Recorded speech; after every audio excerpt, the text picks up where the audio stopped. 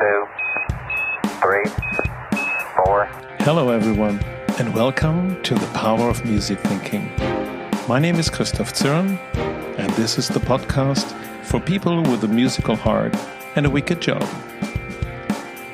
We're looking for stories, insights and tools from the big world of music to inspire leaders and followers to listen, tune, play and perform in whatever field you're operating.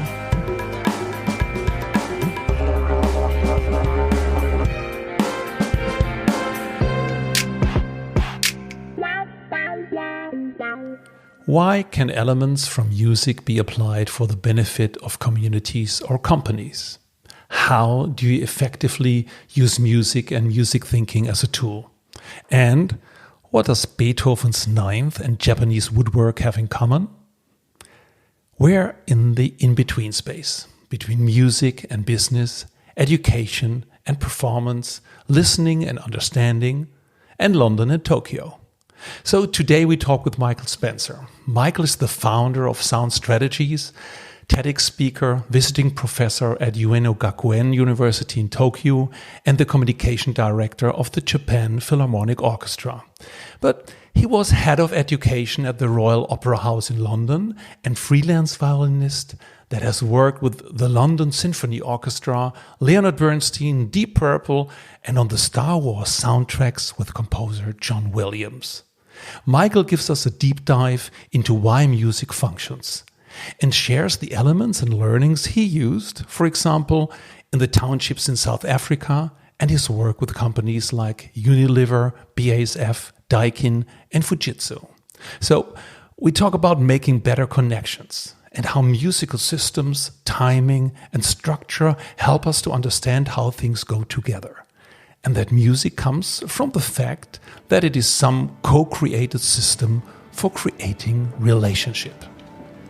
So there's a lot to learn today, not only about music, but also about business and society. So let's get into it. Welcome, Michael. Welcome to the Power of Music Thinking. Thank you, Christoph. Nice to be here. I was looking forward to this conversation, and it has to do a lot with what we both like or find interesting. It's about music. It's about classical music. It's also about Japan, and it's also about you have a company, Sound Strategies, where you also work with organizations to learn from music. But my first question is always the same. So the listeners already know the question that's coming up. It's like a ritual, and it's, what was your first sonic experience or album or performance that had an impact on you? I think it was my father playing the organ, actually. He was an amateur organist many, many years ago. And I just remember him struggling with this old Tracker Action organ. And at that time, he'd had a problem as similar to sort of a mild stroke. So he became very deft with the use of his feet on the organ because he could use the pen. But I think that's one of my first memories. Right. And what did it do to you? Were you already into music, or was it just an annoying sound from your father? No, my father was a very keen amateur musician, but he ran in the UK. We have a lot of, in the north of England particularly, a lot of amateur operatic societies. At that time we did, and they would put together shows like Oklahoma and all those sort of great musicals, and they'd put these amateur productions together. My father used to conduct them, and I used to go in the audience, in the rehearsals, and watch him doing that. So those were some of my first experiences as well, and I was just sort of taken very much by what he did.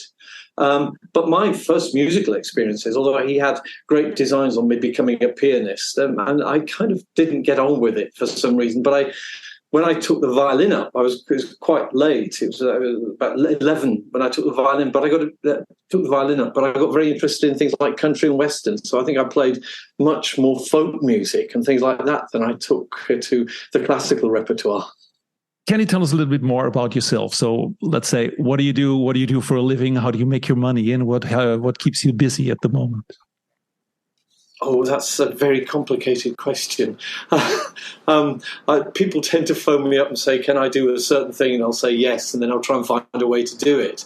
Most of my work is connected with the arts and particularly music, but it's taken me into all sorts of different areas. I mean, my violin has been my passport. I mean, I was a professional player for a long time. I was in the London Symphony Orchestra, so I did all the chasing around the world and Star Wars and working with Bernstein and Deep Purple and all those sorts of things, which was just fantastic. But then I left that scene, and I always sort of had a hankering to do other things. I got involved in working in sort of the interface between the arts and society, because at that time, we're talking about the 1990s, there was a great move afoot in the UK particularly to try and bring the arts into society and show the sort of value that they could give, and to get away from this elitist sense of what a lot of classical music had, that sort of brand with it, the Opera House or the LSO, considered elitist organisations. And I became very interested in this nascent movement to actually work in communities in different sorts of ways. And so I ended up by giving half my job away at the LSO to go and get involved in all sorts of other projects. So I was running projects in America, in Spain, all sorts of places. I became head of education at the Royal Opera House. There I worked on a software package called Into Arts Opera, which was sponsored by the government, and we sent it into 2,500 schools throughout the UK. And it was looking at the opera of Benjamin Britten, Peter Grimes, which was all about social exclusion, and very challenging piece to put together, but absolutely super as a platform for actually educational work, because we could cover so many different areas of the curriculum. And basically the students who got involved in that were actually making their own versions of the opera, but using the software to help them do that. Mm. So that sort of led me into all sorts of other things. I worked on the film of Peter and the Wolf, the animation film, which got an Oscar, and I did all the education assets around that. So this work I'd done in software development for the Opera House led me into all sorts of other places. And then I bumped into somebody in the street who worked for Unilever and said, look, we've got this course here at Unilever and we're bringing artists to work with our brand teams. Are you up for it? And I said, yeah, I'll do that. And so kind of got involved with Unilever, and then things expanded and went into all sorts of other areas. So I was very lucky, but my violin in some ways was always my passport into these, because I could always rely on that to get me out of trouble, as it were. No, if we cycle back to, let's say, via the violin to the LSO, to the London Symphony Orchestra, you played there how many years? I was there for 14 years. 14 years. So 14 years traveled the world and saw the world. And as you just mentioned, you did the recording for the Star Wars. Can you tell a little more about that? I wasn't on all of them. I mean, there were so many of them. But the one that sticks out in my mind is Empire Strikes Back. And that was extraordinary to work with John Williams. And of course, at that time, they were still copying the music out at the back of the studio. And so we were getting the parts, and they were still more or less wet. And you'd trace it through once, and then the red light would go on, and off you would go. And we had the top musicians in the country there. And I mean, John Williams always used to say, Abbey Road 1, LSO, unbeatable combination. And it really was. And to hear trumpet players like Maurice Murphy, who really was the reason that John Williams came to the LSO, because of his spectacular trumpet sound that he had. So all those early films of John Williams, particularly Star Wars, it's always Maurice Murphy on the trumpet there, and he wrote the most amazing parts for Maurice. So players like that and working in this mighty machine in Abbey Road 1 was just extraordinary. And I mean, John was very kind. I ran a movie project for the New World Symphony Orchestra in Miami once, and John and his sound engineer, Sean Murphy, they arranged for me to have some private clips from the making of Star Wars. So it's a conversation between John Williams and the rest of the crew talking about specific scenes in The Empire Strikes Back. And they allowed me to have these because they were talking about the music, and I could use those in my project. So it was a real cachet to have little clips like that, you know. Wow, so if you tell people, this was from the Star Wars session, John Williams, London Symphony Orchestra in the Abbey Road studio, so people... they're flabbergasted. I can imagine. But then you from LSO, you went to the Royal Opera House, but also in a different function, right? Well, I'd had started moving away from a career as a player, solely as a player, and I was doing a lot of work in communities and getting very, very interested in it and different ways of using the arts, using music as a tool. Almost. And because of the projects I was running on my own, I was invited to actually go into the education department of the Royal Opera House, and I became head of education there. There were two of us there with different responsibilities. My responsibility was particularly for adults and community learning. But I got involved in all manner of things, and one of the most interesting projects I became involved in was a project in South Africa in the townships. It was a project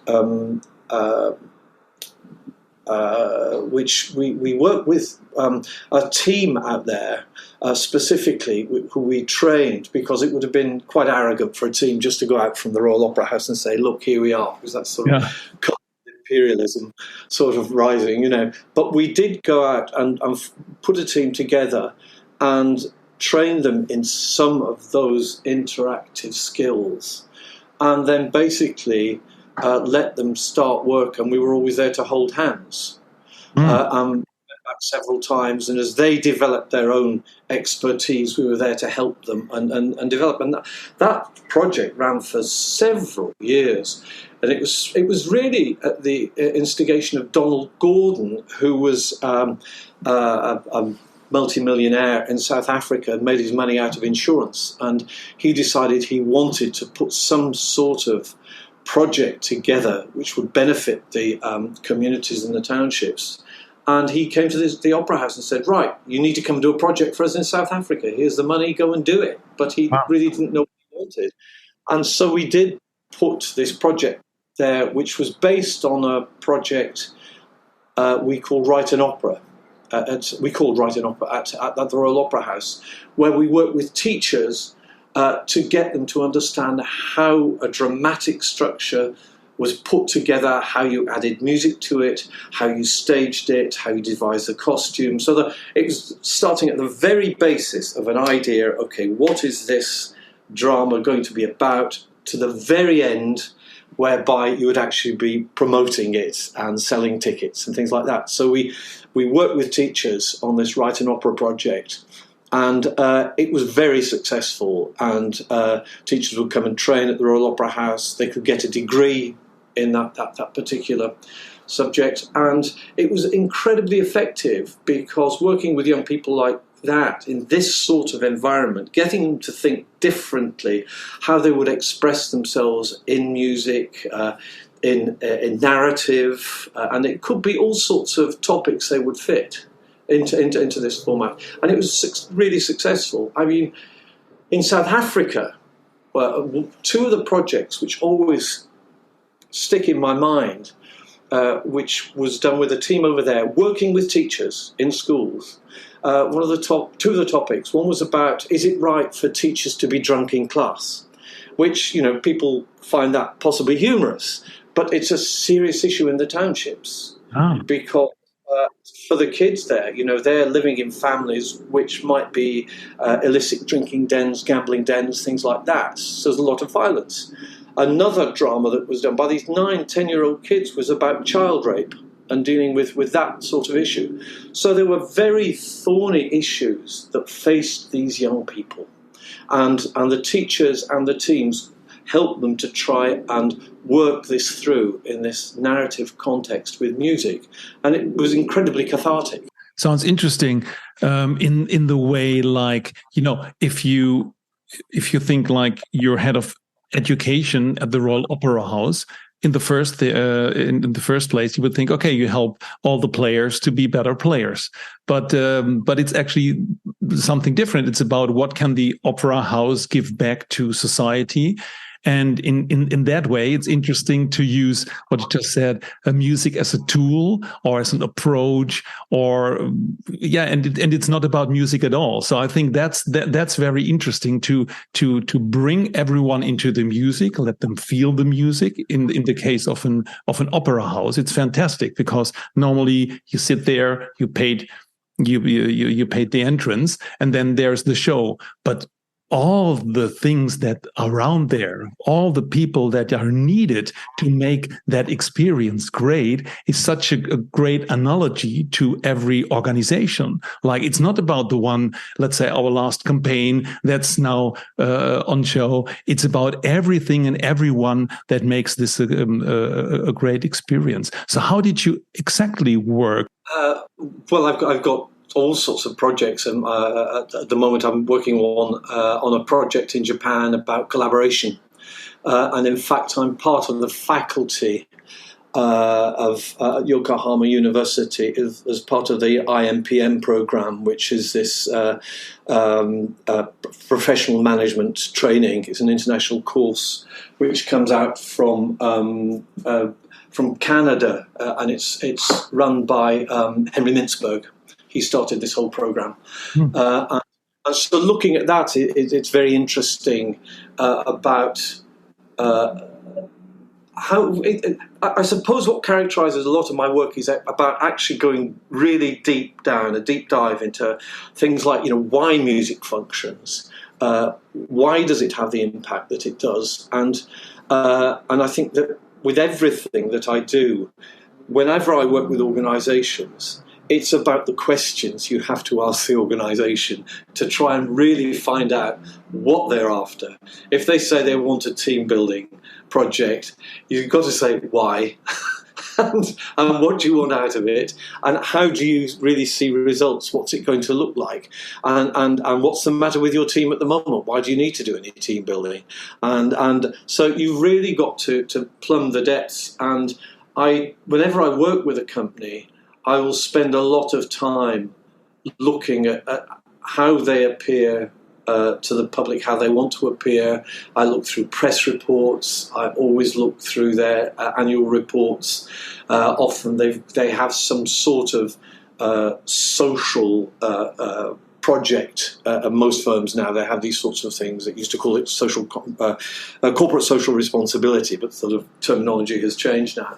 But looking at that sort of program that they run, and I think 9 times out of 10, I find that there are interesting ways we can actually introduce into their whole initiative from the arts, because of the nature of the arts and because of music, which is really about working with each other. And a lot of the work that really they're talking about with these corporate social responsibility programs is about making better connections, and it is about community. Right, and there's also a little bit the link that we just said with the, let's say, Gesamtkunstwerk, where everything is important, but we sometimes only look to a certain part, or in modern times we would say it's a holistic approach. And I really like your approach that you also even read the annual reports and all the reports, how they communicate, and then try to find out how you can help them, how this might resonate with them.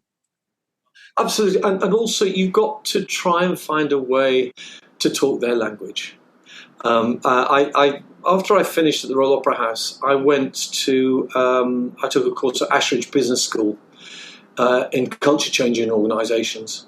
And the reason for doing that was really to try and understand how people in the business world spoke to each other, because it was quite different from in the arts. And I knew this because I've been on so many meetings with corporate sponsors, and you would hear the way they would talk and what they wanted, and you would hear the way that the arts organisation talked, and they were really in different worlds. They never really were able to bridge that gap. They'd have sponsorship departments who would say, oh no, we're in the middle. And frankly, they were really very ineffective. There were a lot more things we could do with organisations, but nobody knew the right sort of terminology. And so that's why I went to Ashridge Business School. And from that, when I came out from that, that was when I started Sound Strategies, really. And that came from this chance meeting with somebody who worked at Unilever and had said they were putting together a programme to support their brand teams. And they were bringing artists in, and would I come in and do a music programme with the brand teams? Because, of course, you know, their competitors were people like Procter & Gamble, and they were looking for an edge, and they felt that if they could address the arts and bring it into their work environment, it might get their brand teams to think differently. So they had dancers, poets, photographers, visual artists, musicians. I was a music person. And that was very successful in the end. Although the first workshop I did from them, nobody really knew what we were trying to achieve. And you know, we went in and we all had a lot of fun and people enjoyed it. And they asked me back. And I thought, oh, that's nice.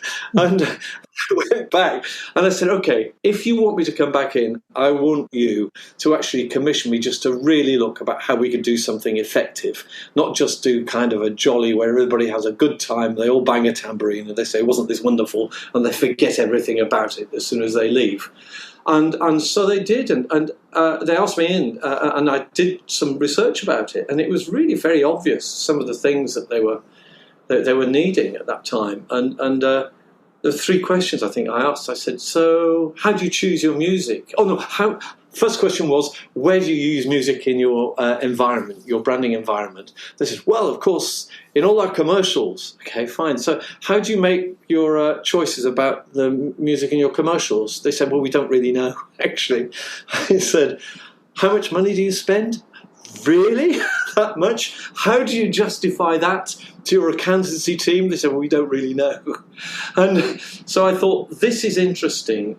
We should get brand managers to make better judgments.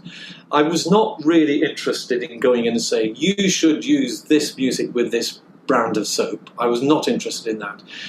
Because of my background in education and enablement, using the arts, I wanted to actually get these brand teams to make their own decisions, or at least know why they were making choices. So that was the whole point about this. And we ran a very successful course with them called Breaking the Sound Barrier, and we got them making their own music for their respective ads. So they weren't going to use that in the commercial world, you know, but they understood the process. They understood the questions to ask. They understood their brands much better. And then as a result of that, all those brand teams went into their agencies and they challenged them on their music choices, which was excellent. And as a result of that, there were a lot of changes made in the sort of music that some of the Unilever brands used. And subsequently, I ran that project in Japan with Unilever Japan. And that was a big creativity project we did over there with them. I think that's very strong. And just to stay a little bit with the, let's say, the Unilever approach, it's like they ask you actually just for inspiration.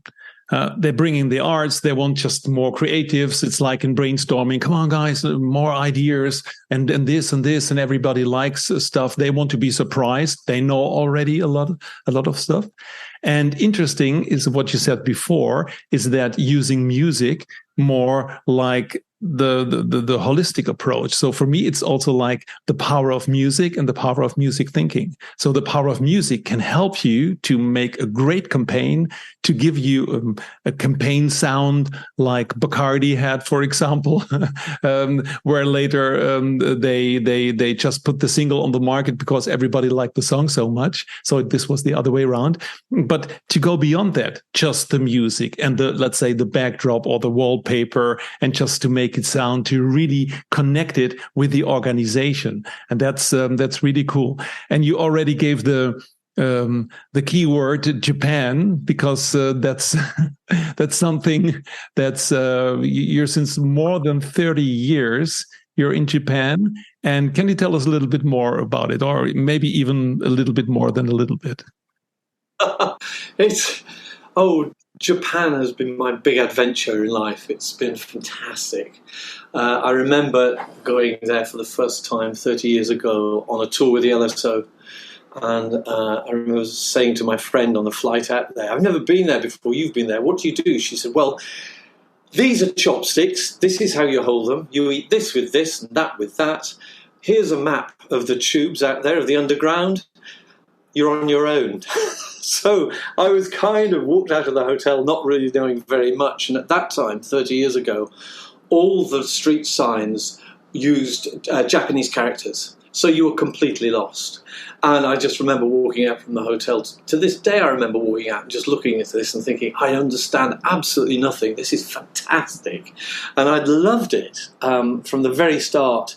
And from that 30 years ago, I've been every year, apart from during COVID. But I ended up, most of my work now is in Japan. And it takes on very many different forms. But before COVID, I was going 6 or 7 times a year. I have various positions over there.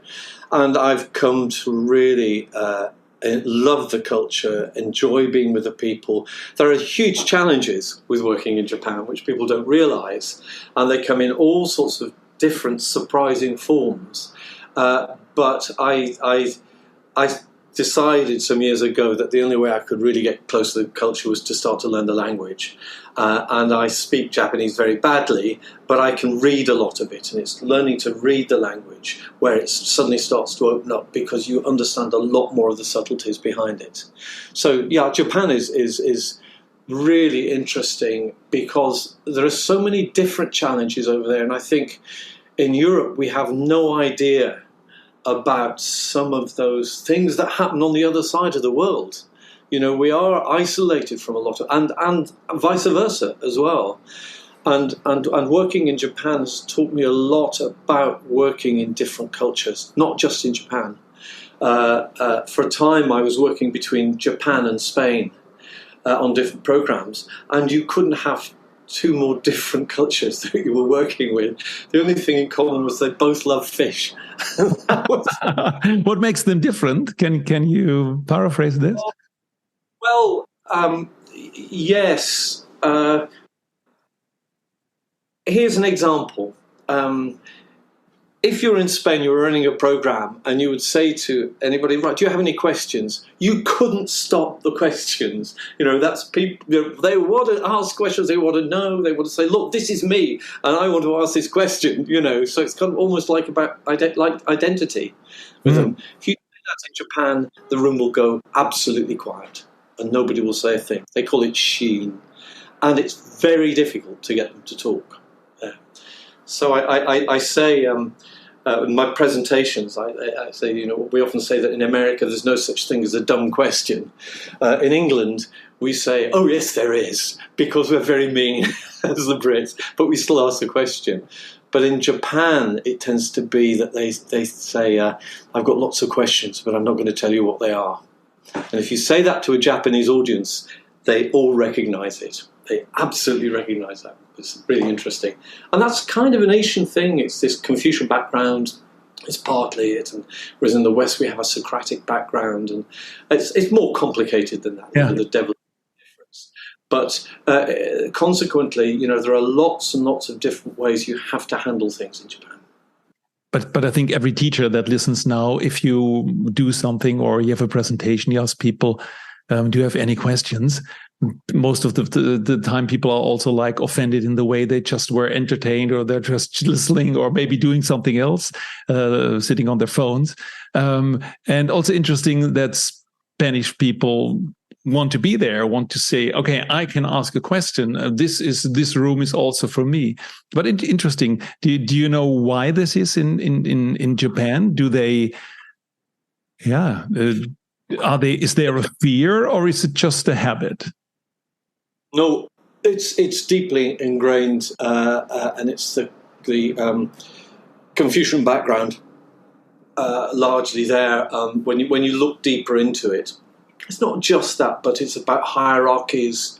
It's about risk taking, things of that order. If you ask, it's changing, but very slowly. It's different amongst young people in Japan now, but for the old school, still, if you ask a question, it means you're taking responsibility, and then you might fail, and all sorts of things like that.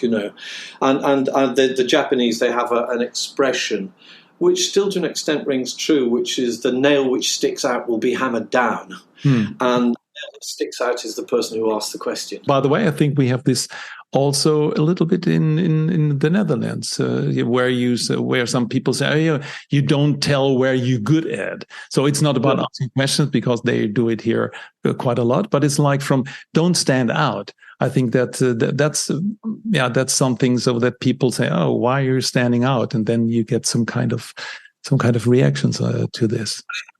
I mean, people say this, certainly, in Europe you find this as well, but believe you me, in Japan it's a whole different level there. And you find yourself in front of a room of people and everybody has gone silent. Yeah. And no one says anything. Nobody at all. And that can be quite intimidating when you have television cameras on you. Talking about silence, because the Japanese are famous to have words or expressions or even kanjis about some expressions that are in some way hard to translate. One word in particular over there, which is really fascinating, it's called ma. And ma is really, it means, the character itself means a kind of an interval or a space. But in fact, its implication is far deeper than that. It's about really the potential of nothingness, actually. And it's very much a part of Japanese society. And even with young people, it's really interesting. If you talk to them about that, they don't admit to it. Then eventually they'll say, oh, yes, that. Well, we all know that. Old stuff. But you notice it in conversations. You notice it in the art. You notice it in the way they organise their buildings. All sorts of things. This idea of how you deal with space is really interesting.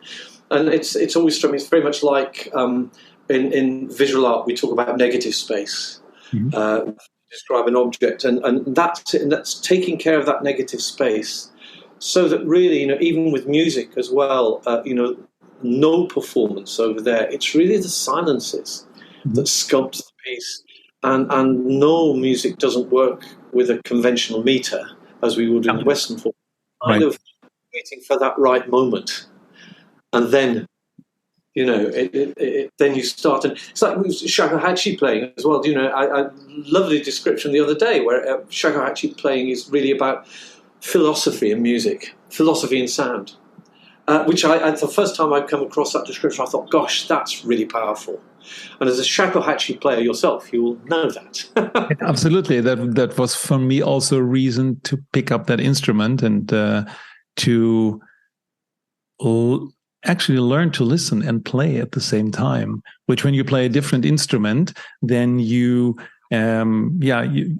play, or if you're in an orchestra, literally you play the score and there it says where you don't play, and that's not necessarily silence. Okay, it's silence from you, but other people's are playing at that moment. And I like that in Japanese very, very much to have that space to compose that space, and also when you get up on the stage, already making clear that when you are there, that this is a part of the music. That also links back to John Cage, and it's for 433. So you just get up and you just listen. You just be there. Also be there yourself. And when you play, it's also like you might not master it, but maybe there's also no sense in mastering it. It's about sensing, or a sense in trying to master yourself, which you might never succeed. That was my only ever piano recital. I played John Cage 4 minutes 33. I remember walking up to the piano in Japan, and I heard the audience saying, "I didn't know Mike San could play the piano." And of course, But also, just on a more serious note, I just recently I was working on a project with about 50 execs from around the world who come to Yokohama for this collaboration model that we run in Japan. And I worked with a Zen priest at that time. And the two things which really came out from what he was talking about and things I'd read was this idea about attentiveness and empiricism, which is so important in the whole musical sphere as well. So the idea of listening, what is really going on, that attentiveness, that deep listening, active listening, but also trying stuff as well, that idea of empiricism. And so, in Zen, you are always prepared for what might happen. So you, as a swordsman, you don't learn lots and lots of clever techniques. It's actually, you're really thinking about what is happening in the moment, and then allowing that to happen, which I think is very relevant to a lot of people who improvise, or both musically, but if they have to make a speech or they have to react in a particular situation. So it was very valuable to take those lessons, and I think there's a lot of that sort of thing which can be applied to music making as well.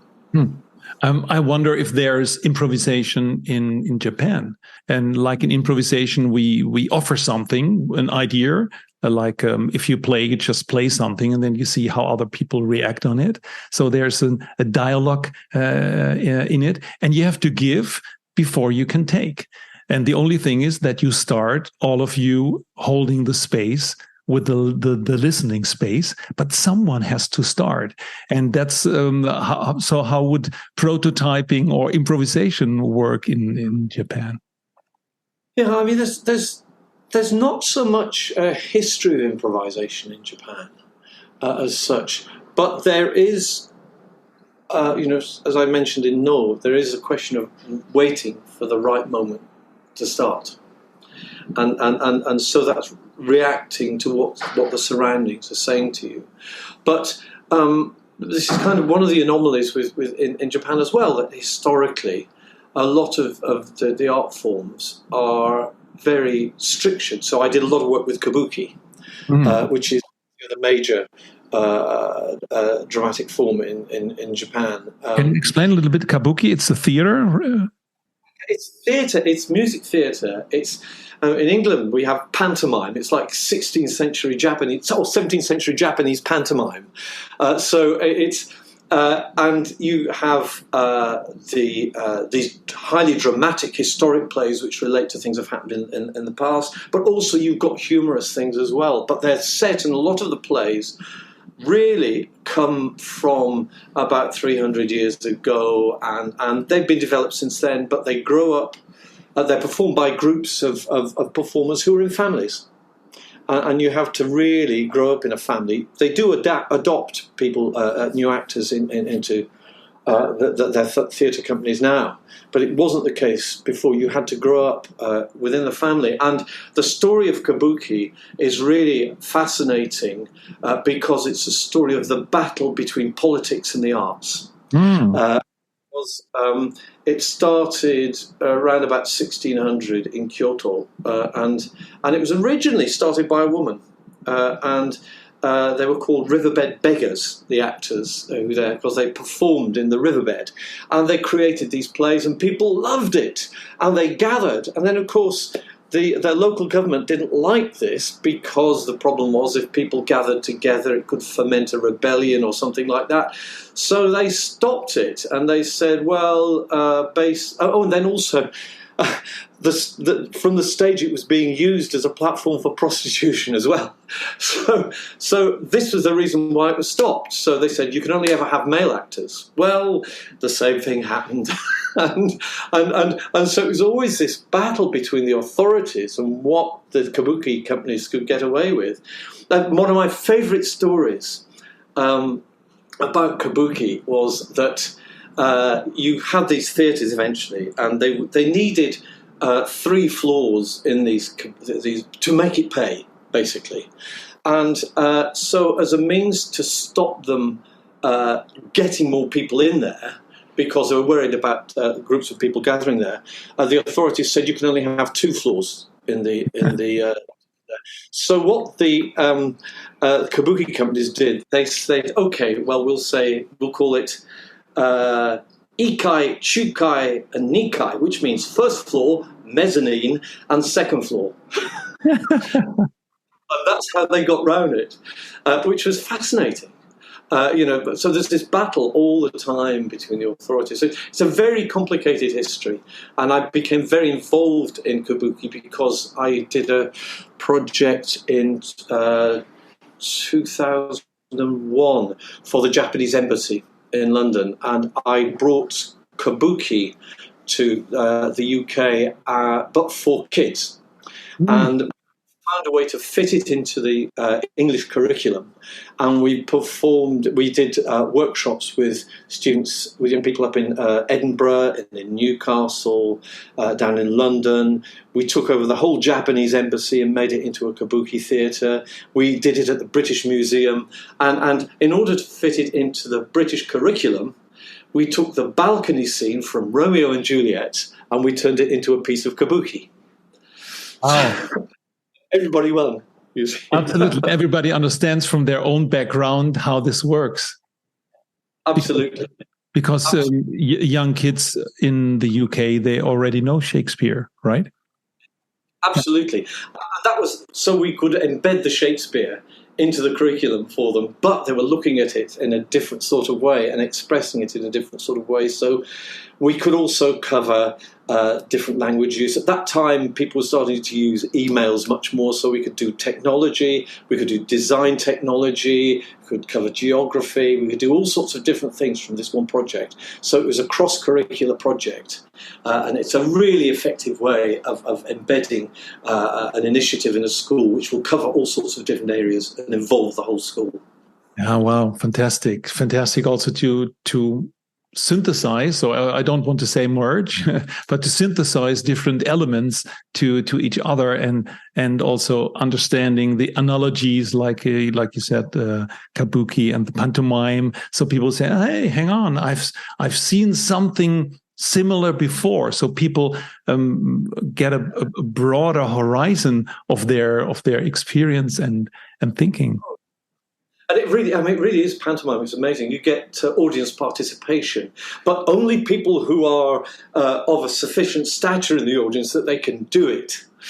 And they call them kakegoi, and they shout out the name of the actor from the whatever it is from the back of the theatre. But there's only certain people who are allowed to do it. You see, they've got to time it well. So that's kind of the formal aspect of Japan as well, which is interesting because as a foreigner, you've got to respect that, but you've got to work around it. Certainly in the sort of things that we do. I once some of the people and participants in a workshop, and I was trying to get them to ask questions in my early days out there, and they said, "Yes, but Mike-san, we don't do this sort of thing in Japan." I said, "Well, I'm not Japanese, and I can't possibly teach you to be Japanese, and I'm here to teach you some other things." Good. That's nice. But by the way, you told me before the recording also about Beethoven's Ninth, because this is such an important musical piece for the Japanese. And if we talk about the background of kabuki or the silence and the ma, and then say, okay, how does Beethoven the Ninth fit in? Why is it so? Why do they like it? What gives it to them more than just the music? Well, it's an interesting story actually about why Beethoven 9 is so popular in Japan. It had its first performance in about 1920 by a group of German prisoners of war that were in Japan, and I think they'd been captured in Russia in the Great War, and somehow they ended up in Japan. So they did this performance. That was the first time the Japanese had heard it, and they performed it now and again. And of course, you remember that one has to remember that in Japan, a lot of Western culture was imported from about 1870 onwards. Because up until that point, it had 250 years of isolation. It was basically a feudal society. And so they suddenly brought all these foreign influences in. And so they formed their first orchestras around that sort of time. They gave a lot of their own musical culture away, and their own musical culture was just so rich and so interesting. But they gave a lot of it away and had to kind of recreate it. But in the meantime, they were bringing all these Western influences in. So Beethoven 9 was performed back in the 1920s. It was then actually emerged every now and then. And then in the early 1940s, there was a big celebration in Japan because it was a celebration of the founding of Japan. I can't remember which anniversary it was, but hundreds and hundreds of years. And they had this big celebration. And they said, and it was at NHK, the National Broadcasting Company, they said, well, what can we do to celebrate this? And somebody said, well, in Germany, at this time of year, which was New Year, they always play Beethoven's Ninth Symphony. Well, of course, it's not true.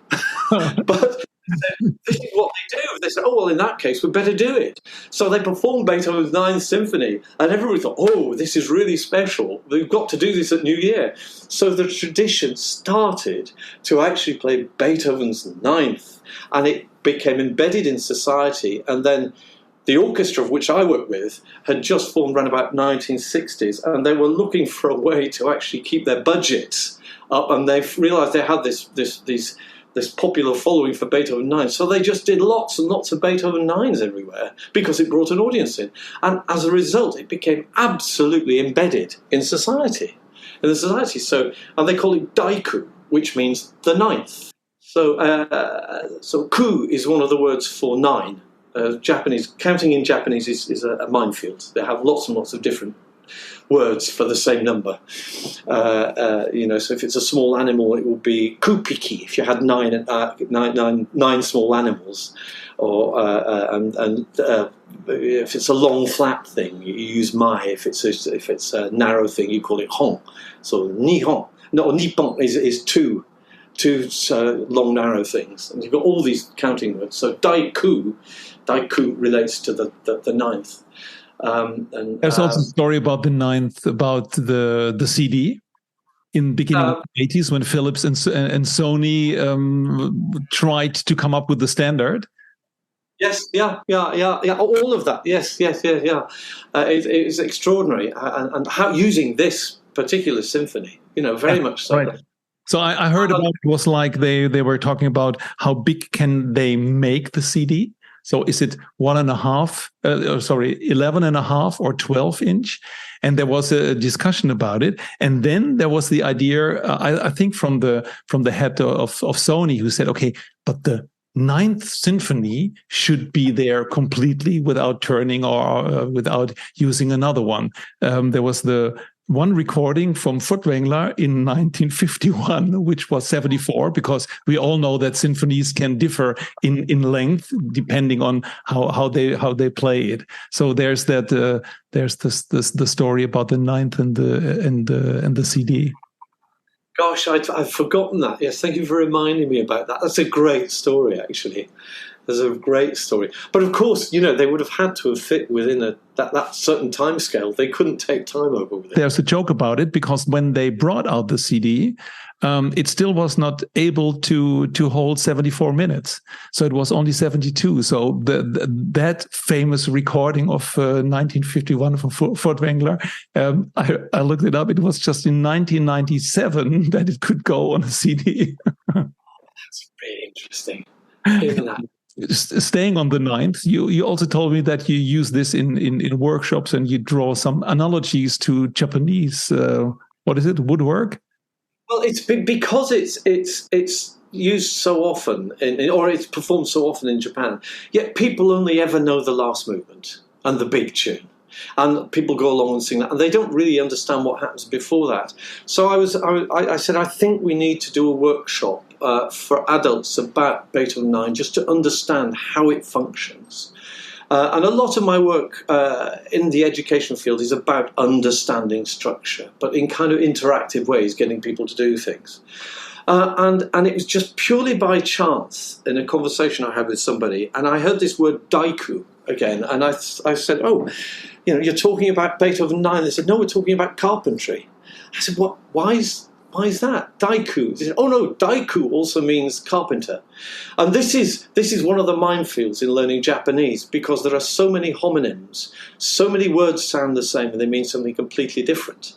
So I had this word, Daiku, meaning the ninth, and Daiku meaning carpenter. And it gave me an idea, a germ of an idea. And I thought, wow, was Beethoven a genius or just a very good carpenter? So we could call it Daiku no Daiku. We could call it the carpenter of the ninth. Mm. So I started to explore Japanese carpentry and look, which was fascinating because it's radically different, the skills they have in Japanese carpentry from what we have in the West. That, for instance, the saws, they cut on the pull, not on the push. So you get very and there are no nails, there's no glue, nothing. It all goes together like this extraordinary, elaborate jigsaw, but in an enormous scale. If you look at some of those temples, are massive. And so I thought, this is interesting, because actually temple construction, it's all around these big pillars which are held together by these beams. They call them hari in Japan. So, and these beams are very similar to each other. And the more I thought about it, I thought, gosh, this is exactly the way that the Beethoven works. We have these supporting harmonic pillars, and we move from one tonality to another tonality and another one again, and it's all held together by these motives. Ya da da da da, da da da da da, all those sorts of repeating motives all the time, and it holds this whole harmonic structure together. So I had this idea about how we could use one of the most famous temples in Japan, Todaiji, as a metaphor for Beethoven 9. And of course, listening to Beethoven 9 for some people is very much a spiritual journey, as going to Todaiji is for people. It's a spiritual journey. And I was able to extend this whole design of Todaiji and different elements of the buildings there and actually relate them to Beethoven 9. But basically the idea being that Beethoven 9 is built around this huge harmonic structure which is held together with lots and lots of different motifs all the time. And it's Beethoven's skill as a musical carpenter that holds that all together, and he's able to make that big structure because of that, the relationship between the tonalities. So it was a really good project to do, and the Japanese love this play on words. It's like Daiku no Daiku. So it works really well. Oh, that also resonates a lot with me. And what I find so interesting in Japanese carpentry, or I even think it's more a joiner or a joinery, because a joiner is actually someone who joins without glue. So that's the difference between a cabinet maker, where you use nails and glue just to bring stuff together. But what they do, they just take that wood and just work the wood. And I think that's so cool.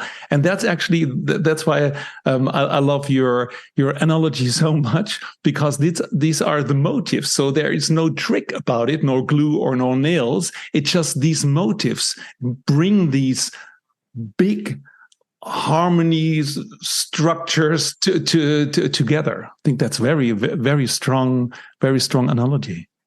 And of course, this is your particular specialization too, Christoph. So you will appreciate. In the beginning, when you're in school, you have to dovetail some stuff, and I think maybe that's good comparison when you work with the dovetail. So you just cut out stuff. So you learn this as a cabinet maker, but later you just use glue and everything else that goes quick. And maybe that's also the power that it's really you don't even see it.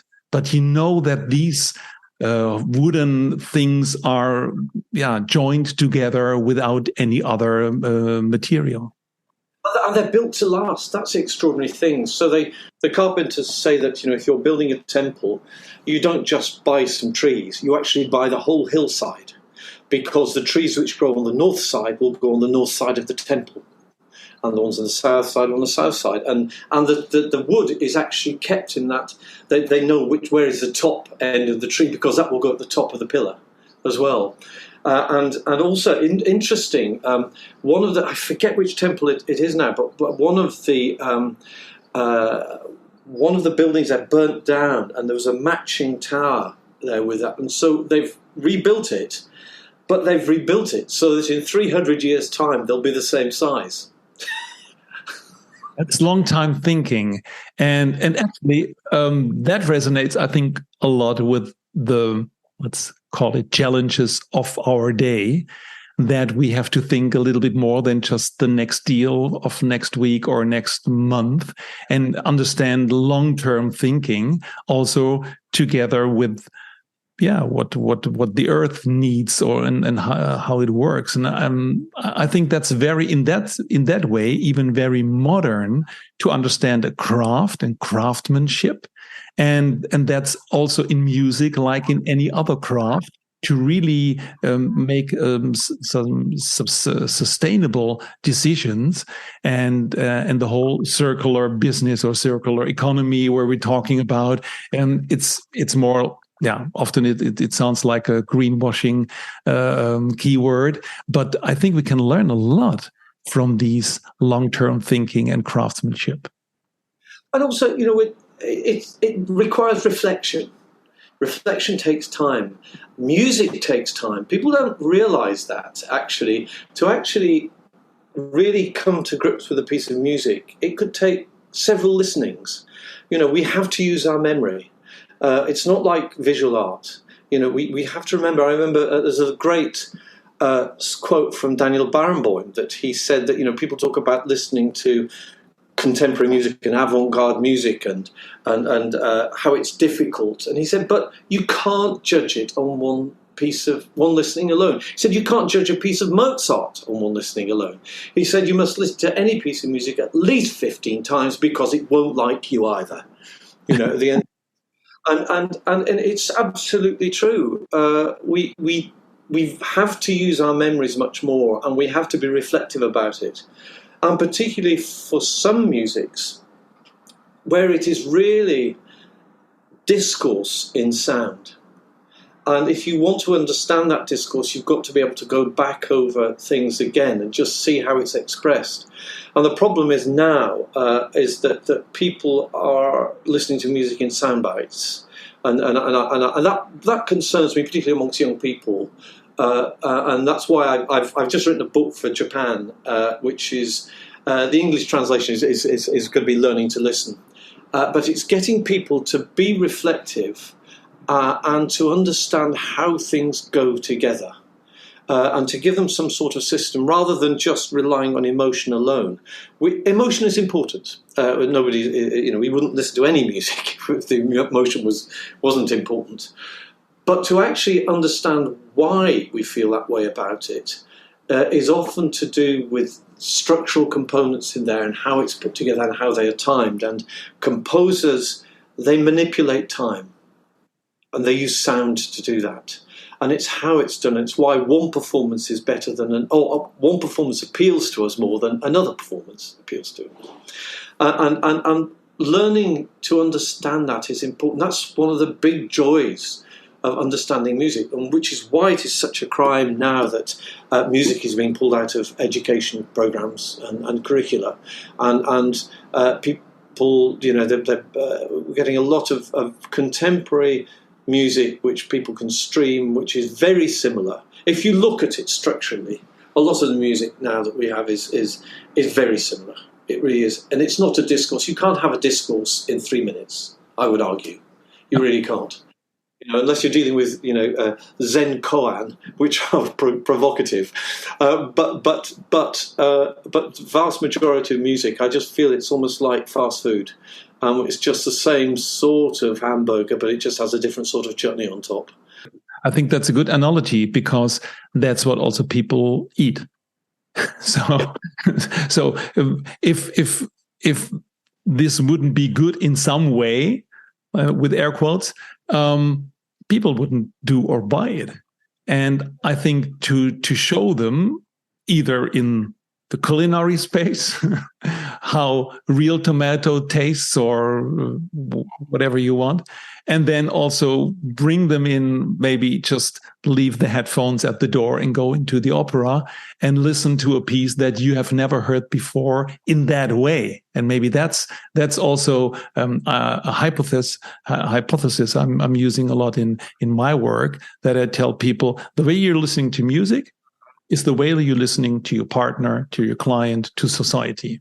And then you always get the, like you say, hey, what do you do? Or do you know it better? And then my answer is often, it's not about if I'm right or wrong, but it's about, is this a good question or is this a good hypothesis? And how does it work for you? Yeah.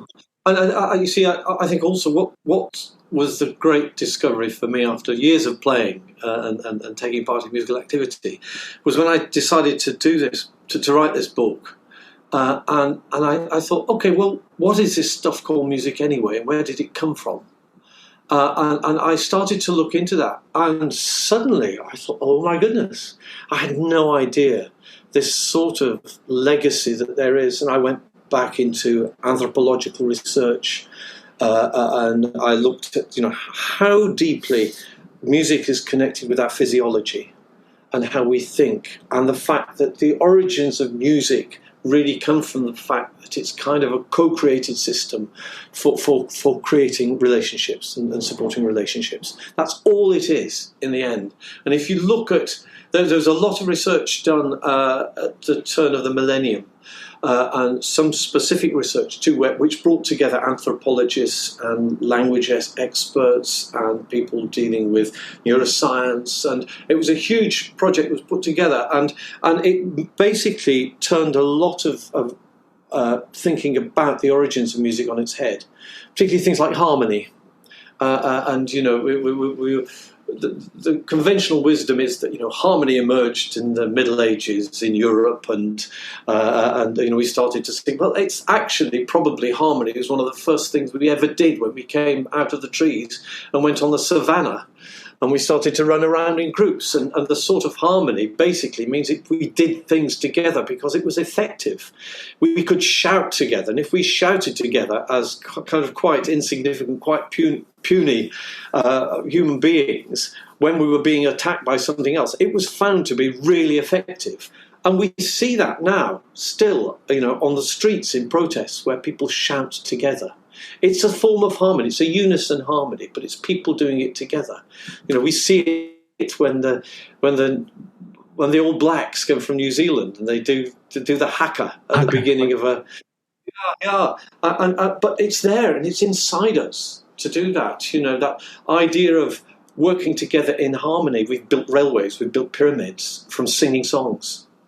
And so when you look at that and you think, well, actually, music is much more than what the current record industry is giving us. It has much deeper roots, and that is the value in society, and that is why it should be in school systems, and that is why it shouldn't be taken away, because it is teaching us something which is basically about humanity.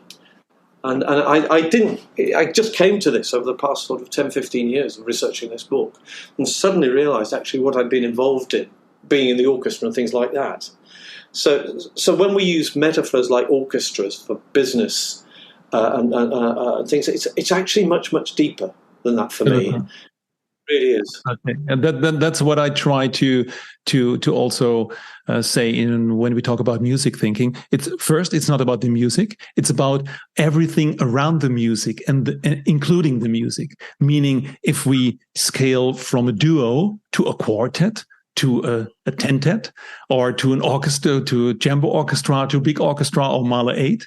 So that's one way of scaling, but it doesn't stop there. The idea is what we just had in the opera house. It's not about the orchestra. It's about the orchestra and everything around it, all the people making it together. And I think that's, for me, more than a metaphor. It's an analogy to how we run our business.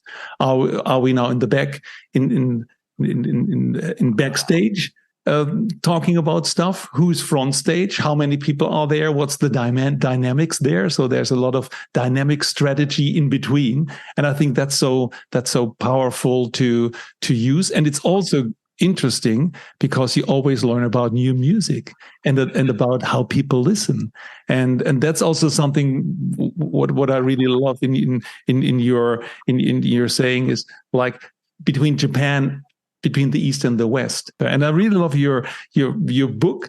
It looks like everything's coming together. It is, and also, and there's another thing which was really, it had a profound influence on me.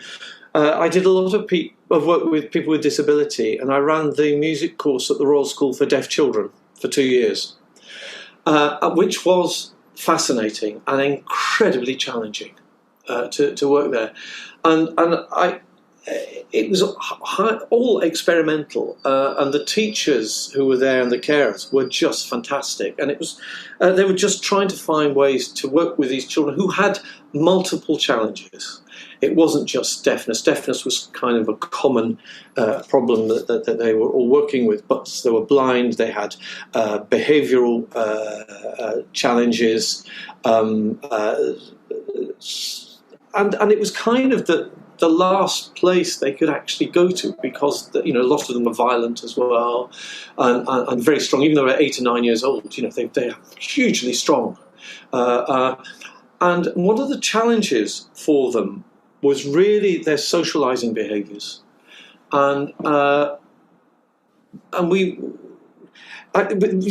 kept being asked to go down. The people that all the teachers and carers really found it valuable. We didn't quite understand when we were going down there, but we did things with them and just responded, tried to give the teachers tools that they could use with the kids. And the one thing that really changed a lot of things was when we were doing just a little rhythmical thing, and we noticed that one of the children had gone off into the corner and he'd made a little drum kit out of boxes, and he was playing exactly in time with other things that were going on in the room. But these children are meant to be deaf, and we suddenly realised what assumptions we make about deafness, and it's kind of it's not as simple as not being able to hear. It's really not. It's much more complicated, and it has a whole culture around it to deafness. But then we started to say, okay, well, why is he able to do that? And what can we do? And we realised that actually most of the children at the school could understand what pulse was, but we just hadn't realised it. We hadn't spotted it. And we started at what was actually a very basic, simple little samba group with these kids. And they could, and it was extraordinary what these children could pick up. But what the impact that had was that their socialising behaviours started to change in the school. As their socialising behaviours changed, so their attainment in school changed as well, because they were no longer fighting with each other and they were collaborating. So it was a huge eye-opener for me to sort of what was possible and about not making assumptions. It was a real gift. I was always, I feel deeply indebted to that sort of experience of working with those children, and particularly the carers that were there, who were really up for experimenting. I mean, we put a child inside a piano, or something like that, and work with them, and just trying to create a form of dialogue with a child who didn't have language, trying to feed off them, and then and it was incredibly effective. All we did there, my friend of mine was a very good pianist, and he would say to these children, he said, "Would you like to sing or play the piano?" And he was a very good vocalist. And the child would say, "I'm going to sing." So he would play this Rachmaninoff on the piano, and the child would sing, with great gusto, all sorts of things. But they had this great, convincing accompaniment there. And then Howard would change over and said, "All right, I'll sing now, you play the piano."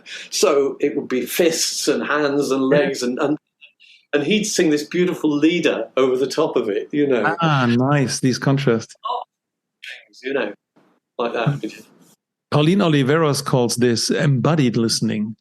And so you also, she also said, you hear with your ears, you listen with your brain, and embodied listening brings this together. By the way, I think this is a very great link, what you just said, because also to the Beethoven Ninth, because Beethoven was deaf when he composed it.